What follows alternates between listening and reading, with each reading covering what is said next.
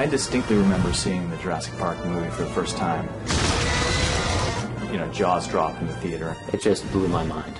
I got to see dinosaurs, and this time they were real. We'd been doing tests for a few years in CG and trying to sort of see what could come next. And there's a big step between doing a chrome figure to doing a skinned animal. And that was the leap we had to make. For this game, more so than any Jurassic Park game that has come before, we want to recreate the feeling of the films. In tone, in character, and certainly with the dinosaurs, feels like the original film. Players get to interact with these creatures that are so awesome and incredible on the big screen, and you want to dive into that world. Jesse! The T-Rex is like right on your heels snapping at you, and if you don't get out of the way, you are going to get chomped. If you're not on your toes and the dinosaurs get the better of you, things can end quite poorly.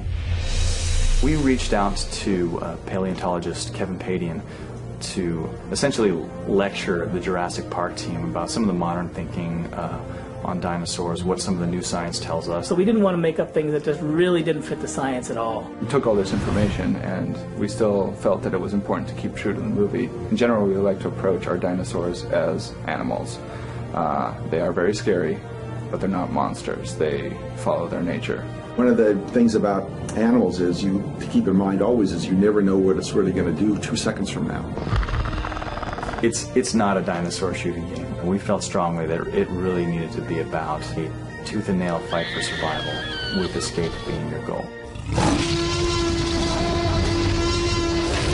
You couldn't really do a Jurassic Park game without Tyrannosaurus Rex. You have to know the rules that the film set up, which is, you know, if you don't move, the T-Rex can't see you. Of course we're going to see Velociraptors. Those are the smart guys. They're the ones that are always thinking about how they're going to get you next. They're clever girls. Very clever girls. Now there is a new threat in the park, a new dinosaur that nobody's ever seen before. The new dinosaur that we're introducing to Jurassic Park is one of the most fascinating dinosaurs in the fossil record. It's a nocturnal hunter. It hides in the shadows. So the jungles are even scarier, kind of knowing that there's something out there that's stalking you, kind of waiting for just the right moment to come in and attack. When you're first bitten, the poison rapidly results in disorientation, confusion, and hallucinations. This paralytic venom doesn't outright kill you. It leaves you alive. And you do not want to be left alive by this dinosaur. It's a slow, horrible, and fascinating death.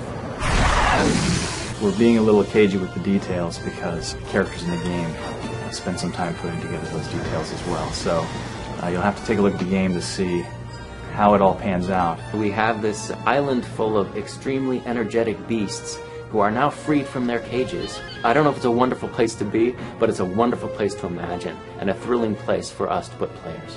So if you want to go back to Isla Nublar, this is your opportunity.